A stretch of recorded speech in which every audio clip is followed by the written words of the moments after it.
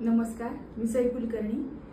Rahi the power of universe या चॅनलवर तुमच्या सर्वांचं मनापासून स्वागत. बरेचदा आपण नोटीस करत असतो की अचानक आपले खांदे, मान आणि मानेच्या वरचा जो भाग आहे डोक्यापर्यंतचा तो अचानक दुखायला लागतो किंवा काही ठराविक गोष्टी घडल्यानंतर मान आणि खांदे या गोष्टी दुखायला लागतात. तर याचं मेन रिझन असं असतं की जेव्हा आपण आपल्या मनामध्ये स्ट्रेस खूप धरून असतो किंवा अनावश्यक आणि अति जबाबदाऱ्या जेव्हा आपण आपल्यावरती घेतो तेव्हा हा त्रास कुठेतरी आपल्याला जाणवायला लागतो.